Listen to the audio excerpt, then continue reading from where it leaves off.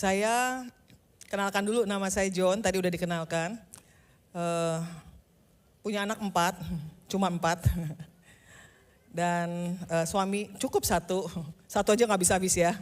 Oke, dan kebanyakan saya pelayanannya di bidang pendidikan, lalu counseling, dan kesini-sini saya juga coach dan trainer untuk coaching dan juga trainer untuk AI, Emotional Intelligence. Dan hari ini kita akan belajar sama-sama. Berapa waktu lalu ketika saya dihubungi oleh Pak David, saya doa Tuhan mau share apa gitu. Saya dapat satu kata, anjing mati. Anjing mati gitu ya, anjing hidup gitu ya. Tapi ini kok anjing mati gitu. Dan saya search dan hari ini izinkan saya menggunakan naratif preaching, jadi khotbah cerita. Jadi nanti saya akan banyak cerita ke saudara, isinya firman Tuhan. Oke, kita akan lihat ada satu ayat yang sangat menarik di 2 Samuel 9 ayat yang ke-13. 2 Samuel 9 ayat yang ke-13. Saya atur-atur ya. Saudara, demikianlah Mefiboset diam di Yerusalem, sebab ia tetap makan sehidangan dengan raja. Adapun kedua kakinya, kenapa? Timpang. Sudah tahu orang kakinya timpang? Ya, kurang lebih begitu. Udah tahu, puji Tuhan. Nah, saudara, kita lihat ini endingnya. Mefiboset makan sehidangan dengan Raja Daud. Menyenangkan, makan bareng sama raja. Tapi saudara, kita hari ini akan melihat kisah seorang Mefiboset. 2 Samuel 9 ayat 1 sampai 4 itu diceritakan bagaimana seorang Daud berkata, masih adakah orang yang tinggal dari keluarga Saul? Mau diapakan? Maka aku akan menunjukkan kasihku kepadanya oleh karena Yonatan. Ini ayat pembuka yang baik. Kenapa? Di ayat ini jelas-jelas Daud mengatakan, tolong carikan yang tersisa dari keluarga Saul. Saudara, kalau zaman dulu yang namanya peperangan khususnya di daerah timur, kalau saya jadi raja, saya akan cari semua keturunan raja yang sebelumnya. Untuk saya apa? Saya tumpaskan, saya habiskan supaya posisi saya, kedudukan saya aman nyaman. Enggak ada musuh yang akan kitik-kitik saya. Tapi Daud enggak loh. Daud bilang ada enggak yang tersisa dari keturunan Saul? Saya mau menunjukkan kasih saya kepada orang itu demi Yonatan. Kenapa? Sebenarnya yang namanya Daud itu pernah janji. Nanti ya kalau aku jadi raja, aku akan setia kepada keturunanmu. Keturunan siapa? Saul dan Yonatan. Apa yang terjadi? Di hari yang sama, Saul mati. Di dalam peperangan dengan orang Filistin. Saudara tahu matinya kayak gimana? Matinya dalam keadaan kejepit, dia bingung mau diapain ini. Terus dia bilang sama bawahannya, cepetan bunuh gue gitu ya, kalau pakai bahasa gampangnya nih. Gak apa-apa ya pakai bahasa Inggris begini ya. Bunuh gue. Terus orang itu bilang, enggak, saya gak bisa bunuh raja. Bagaimana saya bisa bunuh raja? Gak mungkin. Terus diambil apa? Diambil pedang, lalu dia jatuhkan dirinya di atas pedang. Matilah Saul. Tapi gak cukup Saul mati. Anak-anaknya 3 orang. Firman Tuhan mengatakan 3 orang. Yonatan, Abinadab, dan Malkisua mati pada hari yang sama. Ini kisah sedih banget. Bapak mati, anak 3 mati. Kisah yang traumatis ya. Kalau mati itu sampai begitu rupa bareng. Saya baru dengar satu orang yang dulu saya pernah layanin. Dia sekarang tinggal di Amerika. papanya, mamanya, karena dia orang Papua, dia tinggal di Papua, orang tuanya. Satu hari kita baca di Facebook, papanya meninggal. Papanya meninggal, dikuburin. Dikubur ya, papa meninggal dikubur. Dikubur hari ini, besok mama meninggal. Dalam 1 minggu, 2 orang yang mereka sangat kasih, papa mamanya meninggal. Itu dia bilang, sakitnya sakit banget. Saudara, ini terjadi. Saudara bisa bayangkan, Mephiboset, anak masih unyil, umur 5 tahun, kehilangan semuanya di saat yang bersamaan. Nah, saudara, kalau kita lihat ayat yang berikutnya, di 2 Samuel 9 itu, adapun katanya keluarga Saul masih mempunyai seorang hamba, hambanya namanya Siba. Dan kemudian Siba dipanggil oleh Daud. Apa yang Siba katakan? Hamba Tuhan, Tuanku. Pertanyaan itu Siba jawab. Siba bilang, ada loh, ya, masih ada 1 orang dari keturunan Saul yang hidup. Tapi ditambah, ya dijelaskan ditambah, orangnya cacat. 2 Samuel 9 ayat yang ke-3, masih ada seorang anak laki-laki Yonatan yang cacat kakinya. Dan puji Tuhan, Daudnya gak kepo. Oh cacatnya gimana? Sakit banget gak tuh ya? Kapan cacatnya? Kenapa dia cacat? Enggak tuh. Ya, Daud bilang panggil. Panggil siapa? Panggil Mephiboset. Tadi judulnya aja Daud dan Mephiboset. Tapi kita mau lihat ya, mau belajar ya dari kisahnya Mephiboset. Ternyata waktu lahir, gitu. Gantengnya anakku, aku kasih nama ya, Merib Baal. Dikasih namanya Merib Baal. Kita biasanya kasih nama anak karena kita ingin anak kita 1 hari akan mengerjakan hal-hal yang baik sesuai dengan namanya. Ada sih orang yang kasih nama anak Suhirlan, sudah lahir di jalan gitu ya. Ada lagi kasih nama anaknya Sengadi, iseng-iseng jadi. Itu di luar ini deh, di luar ini gitu ya. Tapi biasanya orang kasih nama anak karena dia punya kerinduan, punya hati. 1 hari anak saya akan melakukan hal yang baik sesuai dengan namanya. Nah, Merib Baal itu arti Merib Baal itu mouth of Baal. Mulutnya Baal, bukan mulutnya Baal kebas gitu bukan ya. Ini Baal yang artinya Lord, Master, Tuhan, Tuan. Artinya apa lagi? Contender with Baal. Artinya apa? Dia itu pemenang bersama-sama dengan Baal.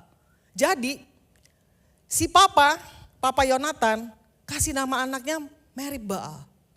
Dia punya kerinduan nanti 1 hari anak saya ini akan jadi mulutnya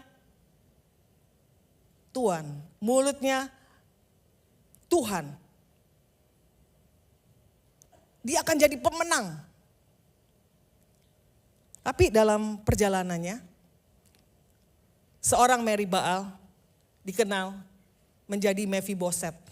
Saudara tahu gak Mephiboset itu apa artinya? Saya juga baru belajar, jadi saya share apa yang saya baru belajar. Ya, Mephiboset artinya to be ashamed. Jadi malu. Ditempatkan di satu kondisi yang buat seseorang malu. To breathe out of shame. Jadi orang bilang tuh napasnya ya itu keluar dari rasa malu. Bayangkan. Scatter shame. Jadi menebar rasa malu. Itu nama Mephiboset. Saudara, kita akan lihat ya di ayat yang berikut ada hal yang menarik nih. Mephiboset akhirnya dicari, kemudian dia ditemui. Kata firman Tuhan, waktu ditanya sama Daud, di mana nih si Mephiboset? Lalu Siba berkata kepada raja, dia ada di rumah Makir bin Amiel di Lodebar. Kalau ada firman Tuhan, ada penjelasan, itu enggak iseng-iseng ditaruh di situ. Ada hal yang Tuhan lagi mau sampaikan dengan firman Tuhan itu. Saya nggak akan bahas mengenai Makir bin Amel karena itu ada kisah tersendiri bagaimana mereka begitu baik sama Daud. Waktu Daud lagi bermasalah dengan anaknya Absalom. Kita nggak cerita itu. Tapi kita cerita dia ada di Lodebar. Di mana sih Lodebar? Ternyata Lodebar itu artinya no pasture. Jadi tempat yang gak ada daun-daunnya gitu ya. Tempat yang ada padang rumputnya, kering. Kering. Gak ada kehidupan di situ. Mandul. Itu arti Lodebar. Tempat yang terisolasi. Itu Lodebar. No bread. Gak ada roti. Gak ada makanan yang dibutuhkan. Apalagi? Living broken. Itu Lodebar. Hidupnya rusak, hancur, kripot, lumpuh. Itu Lodebar. Separated from everything that is good. Jadi terpisah dengan segala sesuatu yang baik. Yang bisa disebut sebagai hal yang baik. Saudara, itu Lodebar. Dan Mephiboset ada di Lodebar. Ada di kondisi itu tadi.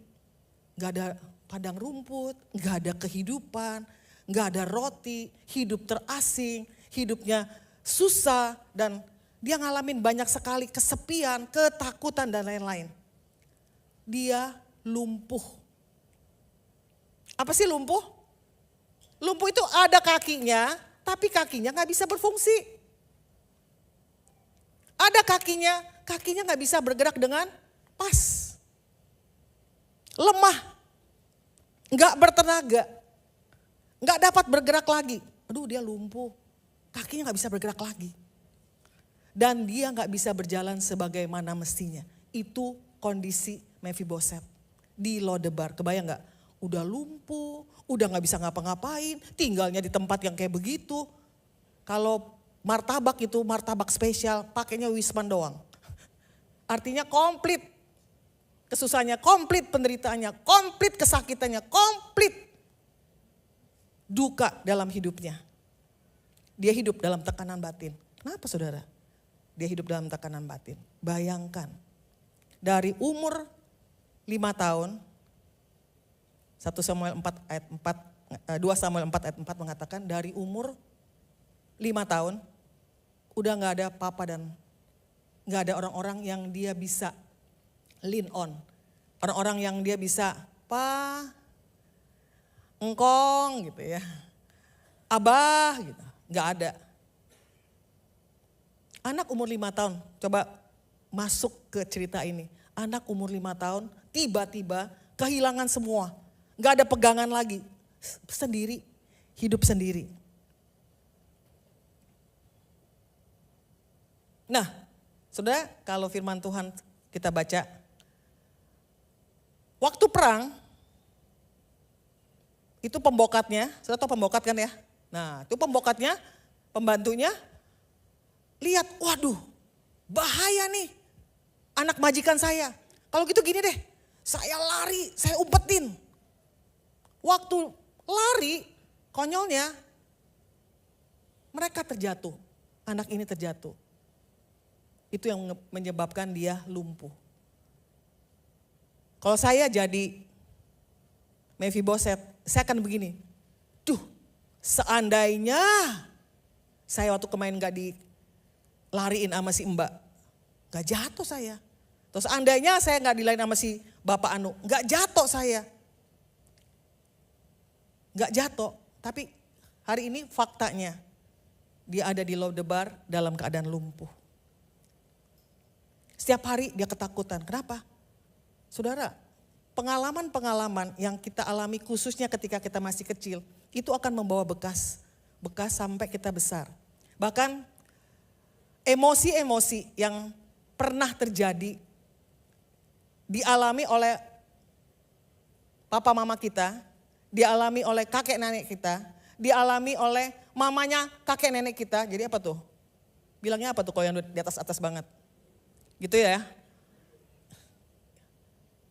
itu bisa turun ke kita.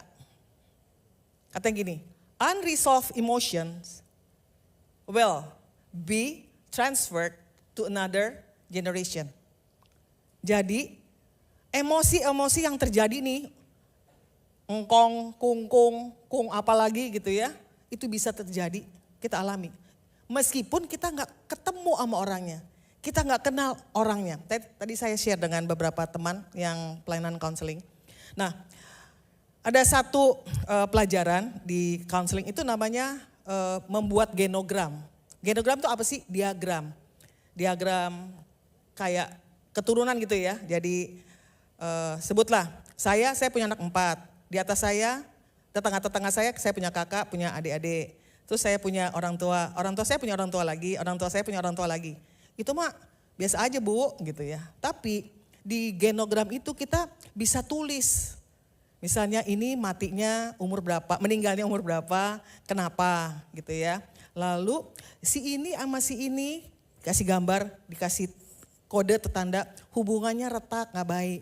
Yang ini sama ini cerai, lalu nikah lagi, lalu punya anak. Itu terlihat di genogram. Satu hari ketika saya sedang belajar, saya terkagum-kagum gitu ya. Wah ternyata tuh bisa kayak gitu loh. Seorang anak atau seorang remaja umurnya 18, sebutlah namanya, yang enak apa ya? Mawar. Mawar umur 18, punya di sini nih. Bukan di kening ya, tapi di pikirannya, I'll go crazy. Wah gue nih bakal gila dah gitu. Di pikirannya dia gitu, umur 18. Dia frustasi banget hidupnya. Pas dilihat di genogramnya, ternyata ke atas mamanya itu ngalamin depresi setelah melahirkan. Neneknya gak pernah sama sekali mau cerita tentang keluarganya, tapi ada ceritaannya nih. Neneknya itu waktu umur 18 kena depresi, masuk rumah sakit jiwa. Neneknya punya saudara meninggal waktu masih bayi, meninggalnya asik banget, kebakar. Ini bukan otak-otak ya, bukan ikan panggang juga, tapi ini orang kebakar. Lalu neneknya punya mama umur 18 itu tanpa sengaja, accidentally killed the baby in fire. Jadi nggak tahu somehow pokoknya umur 18 dia menyebabkan anaknya mati di api. Lihat ya tadi ya. Saudara, itu bisa turun. Si Mawar nggak kenal tuh sama yang di atas banget. Tapi dia bisa mengambil atau menerima transferan. Kalau transferan uang lumayan ya, ini transferan emosi negatif terjadi. Kita gak akan panjang di sini, tapi itu bisa terjadi dalam hidup kita. Kita coba kalau cari ya, Abraham bohong, anaknya lagi bohong kayak gitu ya. Turun tuh. Tapi cari lagi yang lama-lama, hal-hal yang lama. Ada hal-hal yang tanpa kita sadar, nih anak kelakuannya, terus pas kita ngaca-ngaca, ternyata tuh anak sama ya sama saya. Pas kita lihat ke orang tua kita, sama sama orang tua saya. Lihat ke nenek kita, sama sama nenek saya. Yang namanya Mephibosheth ngalamin. Setiap hari dalam ketakutan. Kenapa takut? Kalau ketemu sama Daud, gimana nih gue? Bisa mati nih, miskin, gak punya akses kepada kekayaan dari keluarganya. Ini anak cucu raja loh, raja pertama Israel.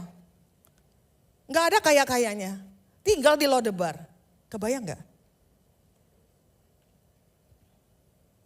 Apalagi lumpuh, ditinggal, fatherless.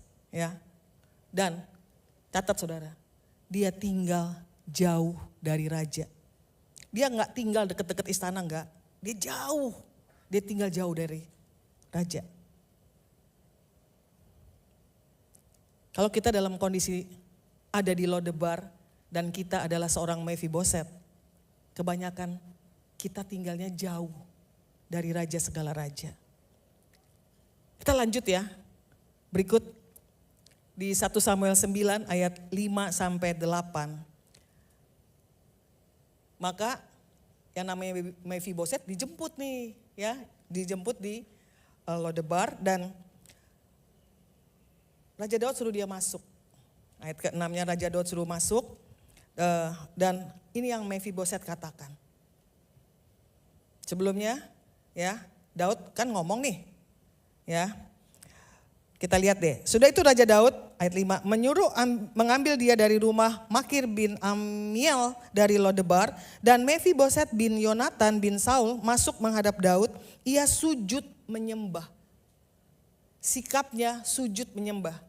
Cucu raja pertama ke raja yang kedua. Enggak petantang-petenteng, dia sujud menyembah.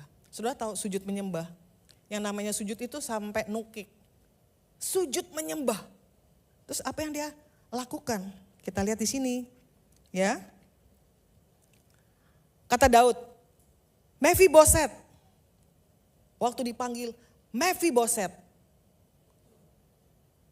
Jawabnya, inilah hamba tuanku.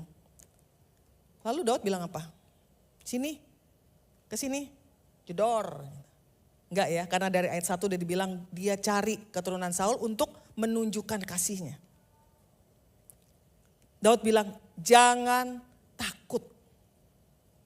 Saya ngebayang tuh ya, ngebayangin kalau kita nih diundang sama Pak Jokowi ya, belum raja segala raja nih, baru sama Pak Jokowi. Kita mungkin mikir hari ini gimana ya, pakai sasakan, gimana ya, pakai kebaya atau pakai apa nih gitu. Pasti mikirnya begitu, gimana saya mempersiapkan diri saya benar-benar. Yang namanya Queen Esther, ratu loh, mau ketemu raja, dia gak petantang-petantang, raja gue permaisuri mau ngomong sama lo. Gak begitu saudara. Dia cari waktu yang baik. Dirapikan semuanya untuk datang ke raja. Kalau firman Tuhan bilang, for such a time like this, untuk waktu yang seperti ini, aku datang kepada raja. Urusannya hidup atau mati. Kayak gitu tuh. Datang dengan sikap yang sangat hormat. Datang dengan sikap yang gentar. Datang dengan sikap yang, Tuhan, saya sadar saya gak ada apa-apa tanpa Tuhan. Dan hari ini saya menghadap Engkau. Deg-degan pasti. Kalau pakai bahasa Inggrisnya totofore, soalnya totofore.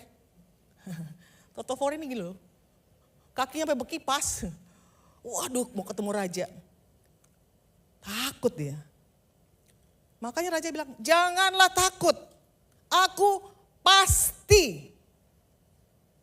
Ada kepastian. Ketika kita ketemu raja, akan menunjukkan kasihku kepadamu. Aku akan mengembalikan, keren nih. Aku akan mengembalikan apa? Segala ladang Saul. Karena waktu itu ladang Saul, semua hartanya Saul ada di dalam kuasa kerajaan yang baru. Mephiboset dapat apa? Gak dapat apa-apa. Tinggal di Lodebar, numpang lagi sama orang. Dan ada satu kata lagi yang menarik. Engkau akan tetap, tadi udah pasti ini tetap makan sehidangan dengan aku. Kalau saya jadi Mephiboset, saya akan ngomong gini. Aduh asik banget, thank you raja. Gak sangka loh saya jadi begini. Enggak loh, dia gak begitu. Inilah hamba Tuanku. Kita baca ya sama-sama, ayatnya menarik. Ayat yang ke-8, boleh kita baca sama-sama. Lalu sujudlah Mephiboset dan berkata, apakah hambamu ini sehingga engkau menghiraukan anjing mati seperti aku? Siapa saya? Saya ini anjing mati, gak ada apa-apanya. How can you invite me? Gitu. Bagaimana kamu bisa undang saya nih anjing mati? Sudah emang dia anjing mati? Orang dia bisa napas, bisa jalan. Tapi cara dia berpikir yang membuat dia mengatakan. Sekali lagi, cara dia berpikir membuat dia mengatakan. Saudara, you can feel what you think. Saudara bisa merasakan apa yang saudara pikirkan. Once you think and feel, you can decide. Jika saudara berpikir dan merasakan, saudara bisa decide, saudara bisa memutuskan, saudara bisa memilih. Anjing mati. Kenapa ya? Kok dia bilang dirinya anjing mati? Menurut saudara apa? Ini boleh loh ngobrol-ngobrol. Saya mah bisa kalau khotbah boleh ngobrol-ngobrol. Menurut saudara kenapa dia bilang dirinya anjing mati? Yang di depan-depan dulu deh. Ya, baju biru muda. Sorry namanya. Lupa. Dulu ada waktu masih mahasiswa kayaknya. Kenal-kenal gak jelas gitu ya saya ya. Ya. Kenapa dia bilang dirinya anjing mati? Tidak berhasil. Oh tidak berharga. Oke, gak berharga. Oke. Nah, yang muda yang ganteng. Yang di depan. Yang ini nih. Ya. Kenapa ya dia bilang saya ini anjing mati?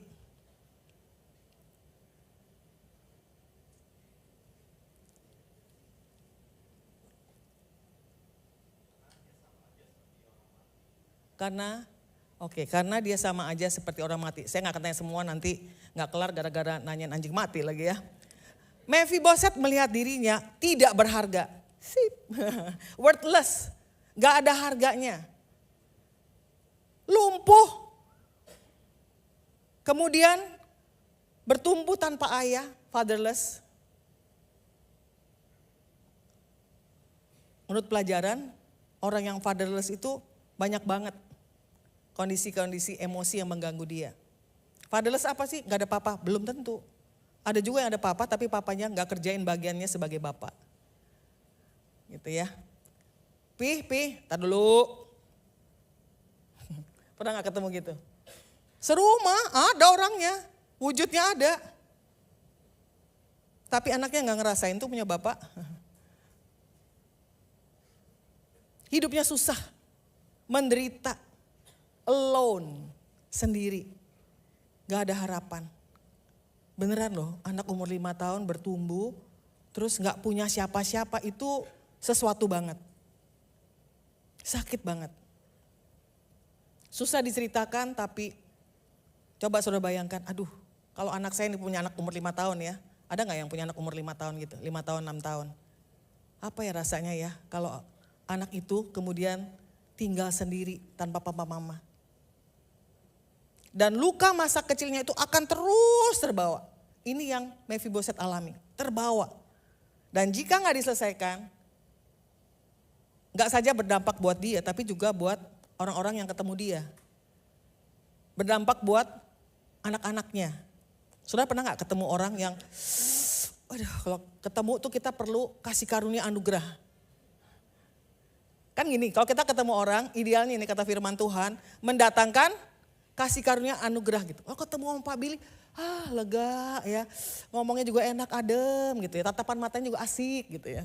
Tapi jangan sering-sering minta ditatap sama Pak Billy ya gitu. Nanti ada yang marah gitu, oke? Kayak gitu.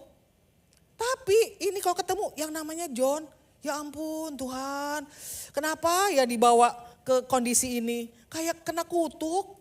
Waduh, bisa jadi si John punya masalah.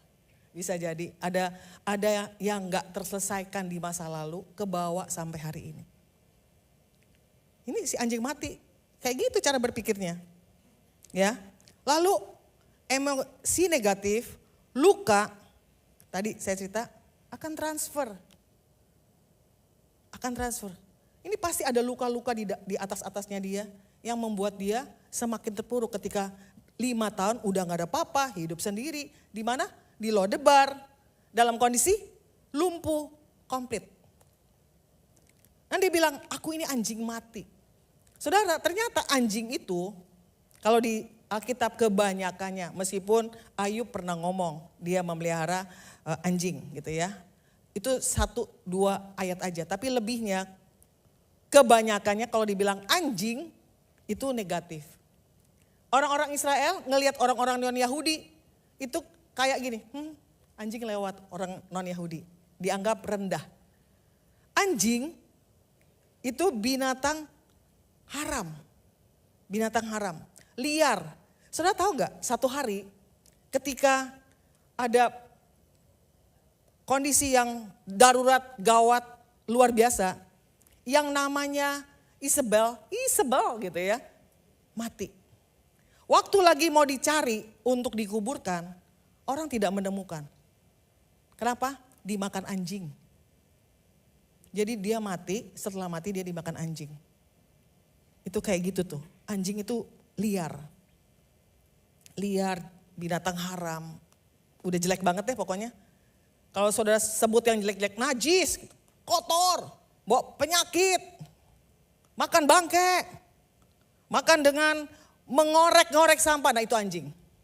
Dia bilang, aku ini anjing, mati lagi. Betapa tidak berharganya dia.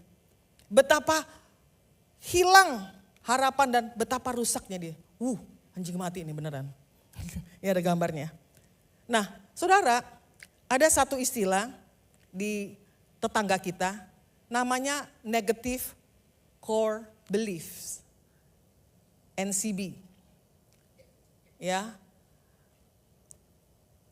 Intinya sih kepercayaan yang negatif. Ya, negatifnya is okay. Nah, pakai IVE, ya, negative core beliefs. Apa sih? Ini penilaian negatif yang luas dan umum terhadap diri sendiri. Berdasarkan beberapa pengalaman negatif yang pernah terjadi di masa-masa yang lalu, tahun-tahun sebelumnya. Gak bisa lah saya kan perempuan. Pernah gak denger gitu? Saya masih muda, ada lagi yang sebelah sono. Mana mungkin saya kerjain, saya udah tua.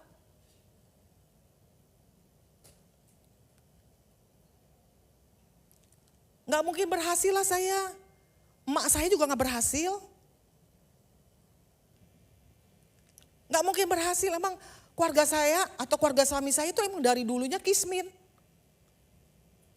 Ya sampai sekarang lah gak bisa berhasil. Saudara tahu kismin kan? Bukan kismis ya, kismin. Temannya lawannya miskin gitu ya. Miskin, saya gak bisa apa-apa. Di sini nih, kenapa? Karena punya pengalaman yang buruk. Satu hari saya ketemu seorang wanita muda, dia bilang gini, Kak, saya sih gak punya teman dekat. Oh oke, teman kamu begitu banyak di grup nyanyi, di grup mana gitu. Saya kenal dia waktu dia masih muda banget gitu. Saya bilang, enggak. Gitu. Apa yang membuat kamu berpikir kamu gak punya teman?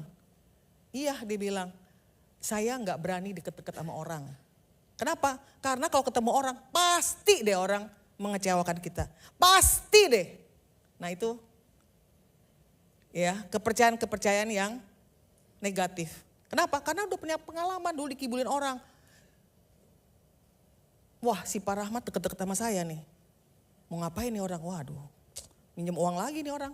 Belum tentu loh, tapi saya udah punya pengalaman dengan orang yang model kayak begini.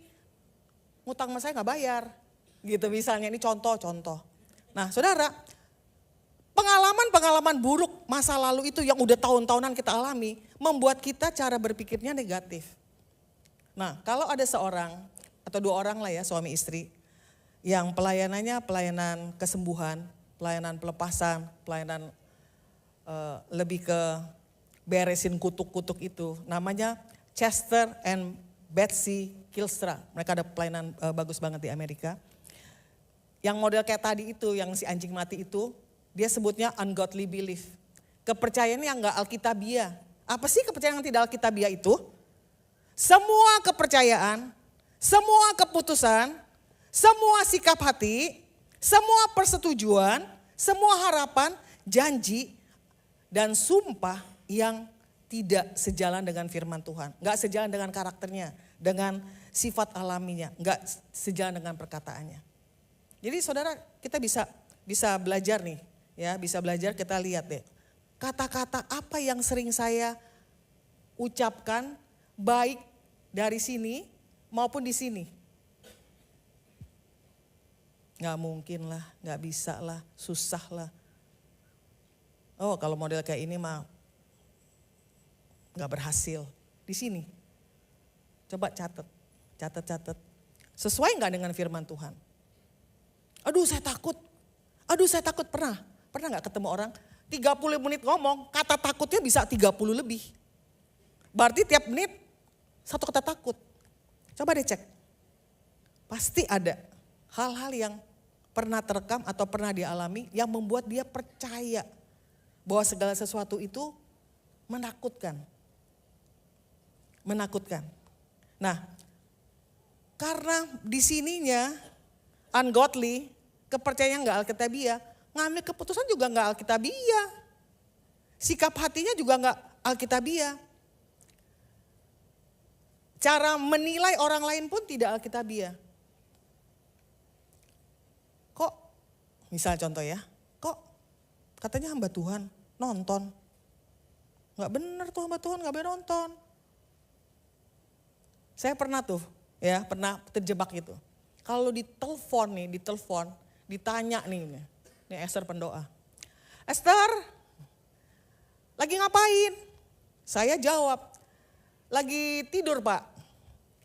Nah si bapak ini telepon teman saya lagi yang lain.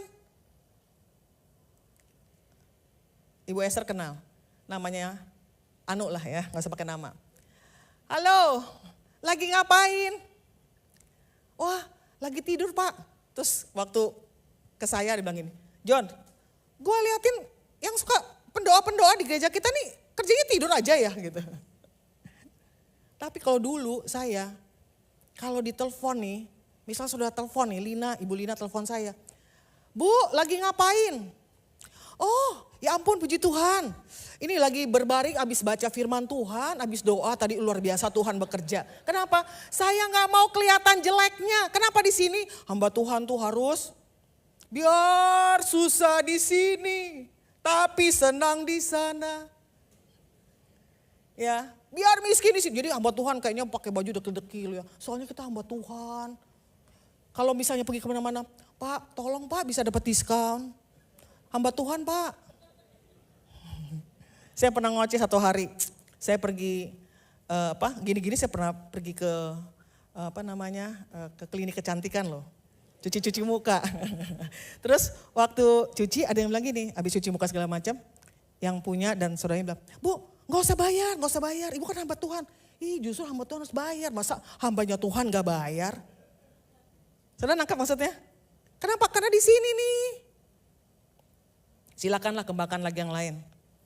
Laki-laki tuh harus begini, saudara pernah ngomong ke anak saudara, kamu tuh laki-laki jangan suka nangis. Emang laki-laki gak boleh nangis? Siapa di sini laki-laki gak pernah nangis? Kasian banget. Boleh nangis, kenapa? Orang kita punya perasaan kok gak boleh nangis. Perempuan gak boleh begini, gak boleh begitu. Kita percaya lagi, ungodly belief. Ya. Nah saudara pada kenyataannya kita lihat ya di 2 Samuel 9 ayat 9-10 itu. Segala sesuatu ya yang adalah milik Saul dan milik seluruh keluarganya akan diberikan kepada Mephiboset. Mephiboset, gini loh, yang kungkung kamu punya waktu itu, I will give back. I return it to you.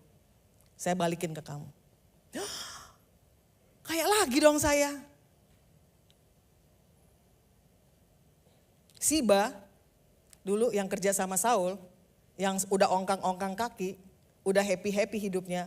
Kasih tahu Siba, kamu urusin nih ya. Semua urusannya Saul, kamu kerjakan lagi untuk Mephiboset. Dan Mephiboset tetap makan sehidangan dengan raja.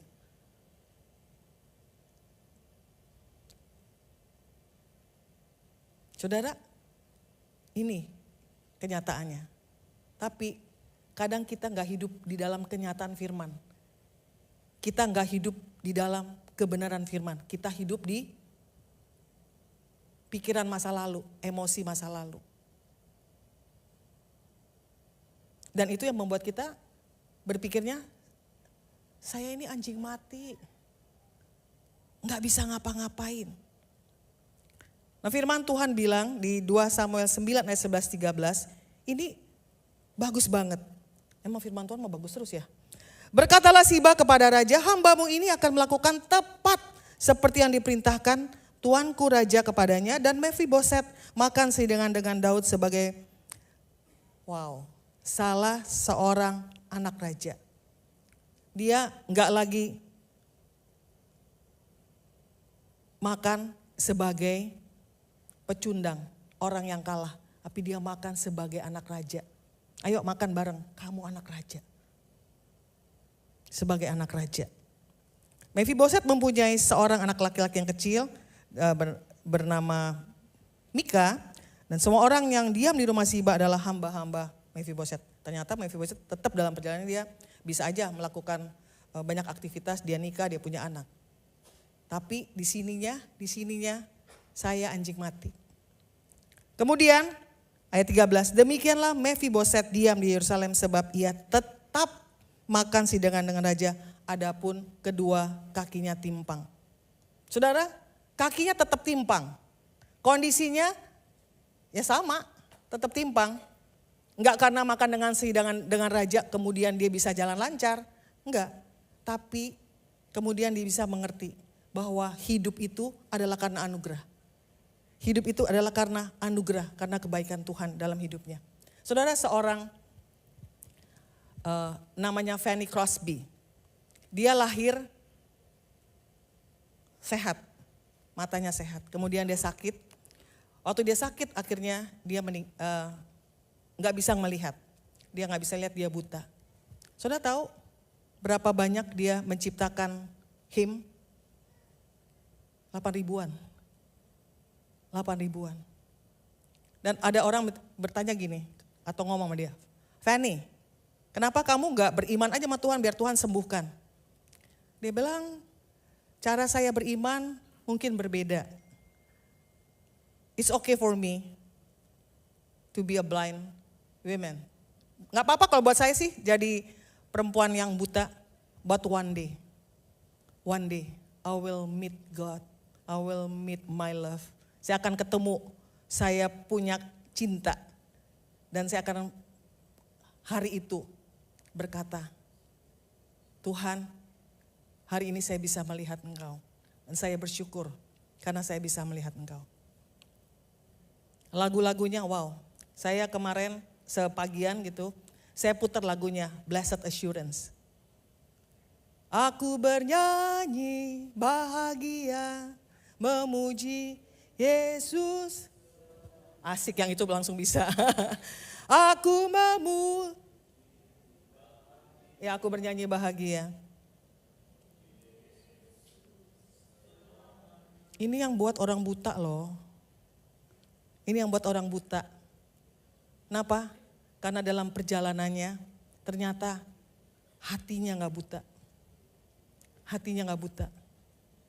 Dia tahu kepada siapa dia menyembah. Dia tahu kepada siapa dia bisa berharap. Kalau saudara hari ini sedang di dalam masa-masa kesakitan yang luar biasa.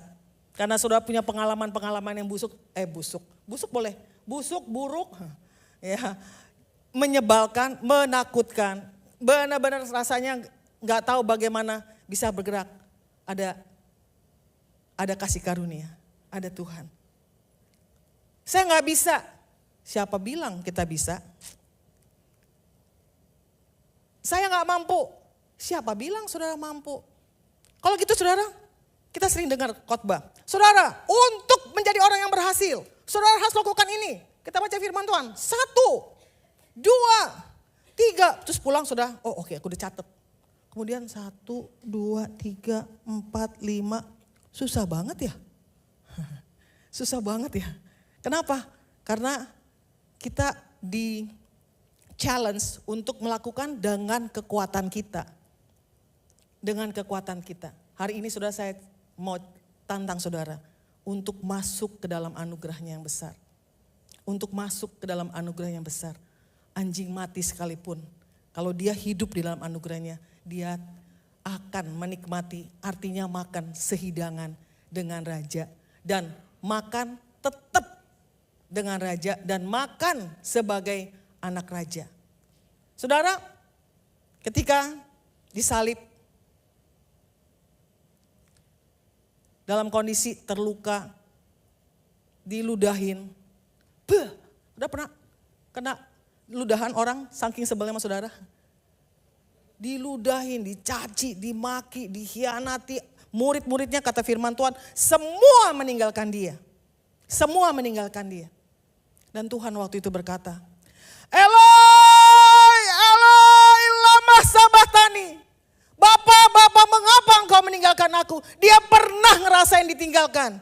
Dia pernah merasakan apa yang namanya kesepian. Dia pernah merasakan apa yang namanya ketakutan. Dia pernah merasakan apa yang namanya dihianati, dibohongin, ditinggalkan. Semua orang yang dia kasih. Semua orang yang kepadanya dia sudah berikan seluruh hidupnya. Saudara, hari ini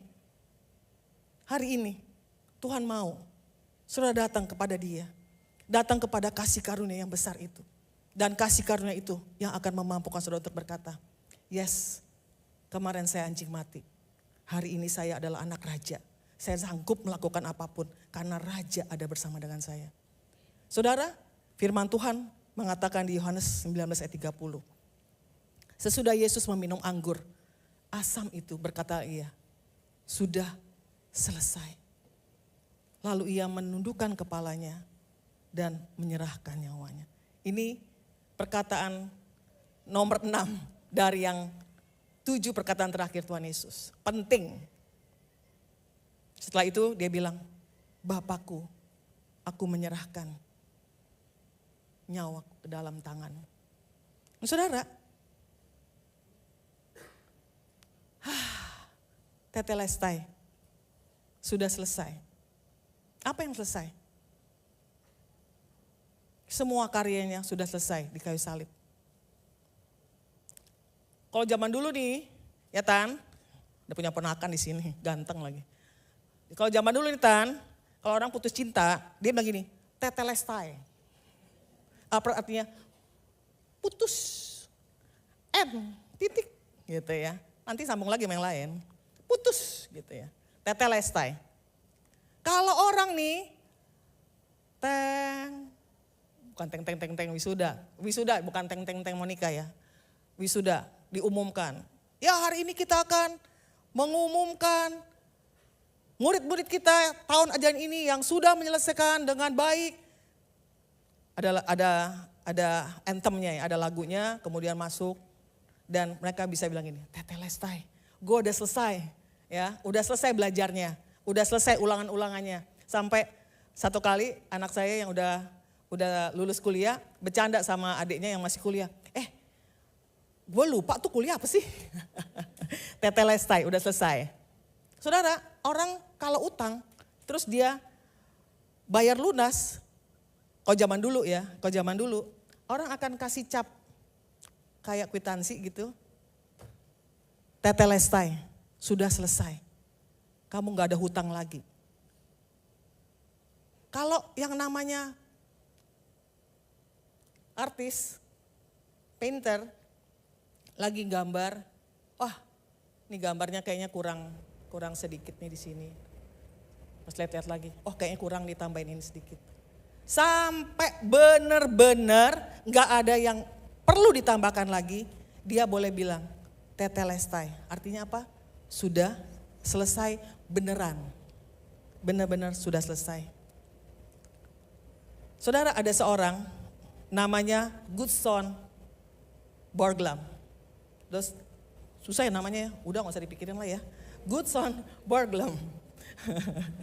Ya, dia gak pernah memiliki kemampuan untuk mengucapkan tadi, tetelestai. Meskipun karya dia itu benar-benar karya yang luar biasa. Kalau kita bilangnya masterpiece, mahakarya. Apa karyanya? Saudara, di gunung, di satu daerah di Amerika, ada gambar 4 kepala presiden Amerika. Itu dia yang kerjain. Itu dia yang jadi pemulanya. Tapi dia gak bisa punya kesempatan untuk bilang tetelestai. Kenapa? Karena di akhir hidupnya itu sedang berjalan, belum selesai. Dan kemudian diteruskan oleh anaknya, enggak kelar juga. Kenapa? Mocen, ya, nggak cukup uangnya. Selesai, nggak selesai. Dan dia nggak bisa bilang tetelestai. Saudara, hari ini saya nggak tahu tetelestainya saudara sampai mana dan umur berapa. Tapi saudara, kita berharap satu hari ketika kita tidur dalam kekekalan, kita akan bisa bilang, aku sudah menyelesaikan pertandingan imanku dan aku menang. Dan aku menang. Saudara, hari ini saya mau encourage saudara, mau menguatkan saudara.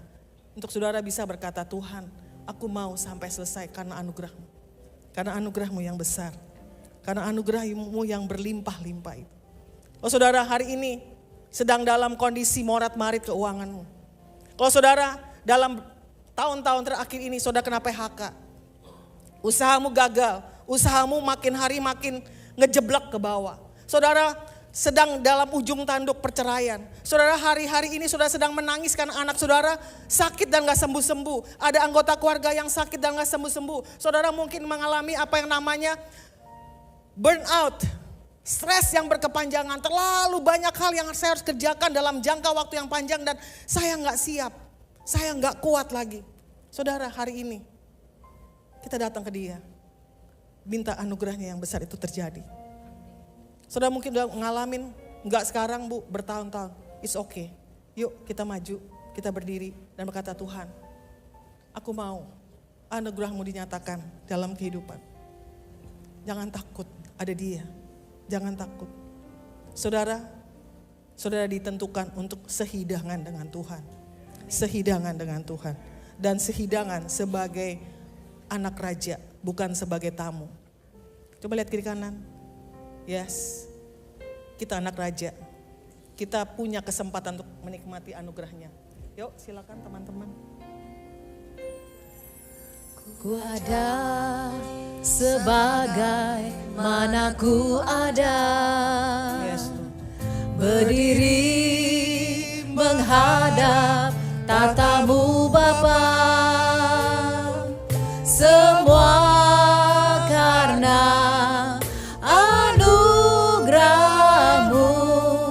yang telah selamatkanku.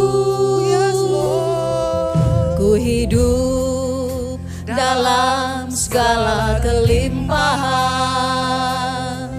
Ku layak untuk melayani Tuhan.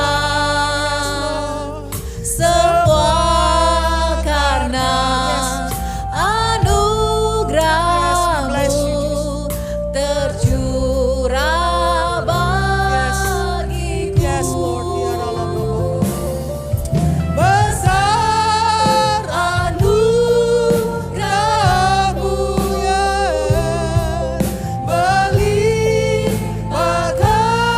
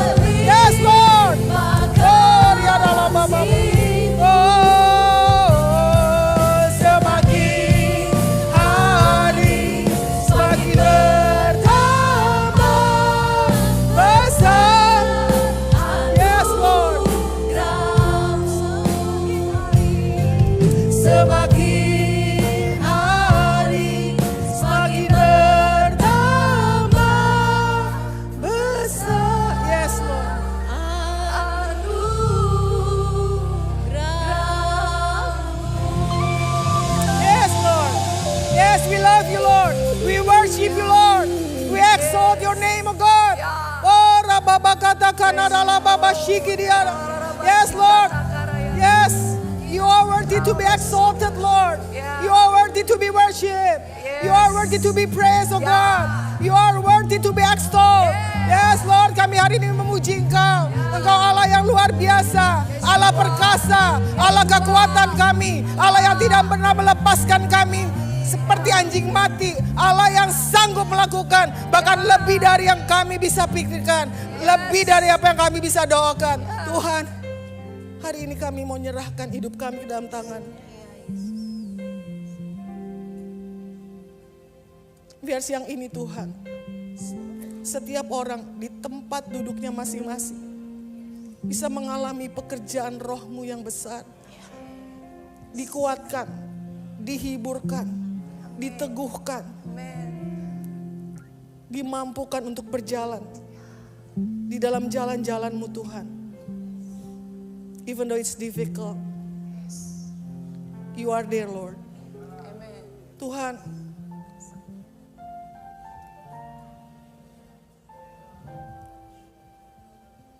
yes, kami sayang Engkau Tuhan.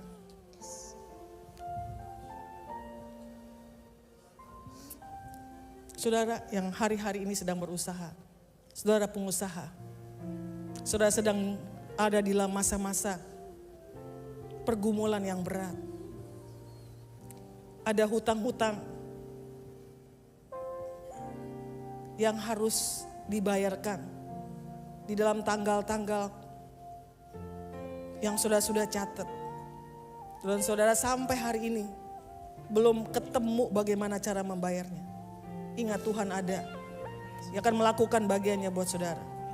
Karena itu demikian firman Tuhan. Aku adalah Allah yang mencukupkan. Aku adalah Allah yang menyediakan. Bahkan ketika engkau berpikir aku tidak sanggup, aku berkata kepada engkau, aku sanggup. Nah, aku akan melakukan perkara-perkara yang besar buat hidupmu. Ketika engkau dalam keadaan yang terpuruk, hari ini aku berkata kepada engkau, bangkit, bangkit, dan biarkan aku bekerja di dalam kehidupan. Aku akan buka jalan-jalan, aku akan berikan kepadamu kreativitas, aku berikan kepadamu hikmat yang dari aku Tuhan Allahmu. Dan aku akan melihat perkara-perkara besar dinyatakan dalam kehidupanmu. Demikian firman Tuhan. Yes, Jesus.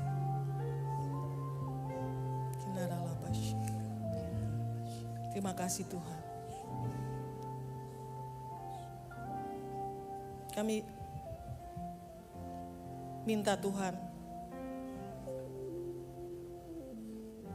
pengurapan Roh-Mu Tuhan terus ada Tuhan. Ketika kami pulang, ketika kami meneruskan aktivitas kami, ketika kami bekerja, ketika kami menghadapi masa-masa sulit hidup kami, pengurapan itu ada Tuhan. Terima kasih Tuhan, di dalam nama Tuhan Yesus kami berdoa, kami mengucap syukur. Amin. Amin.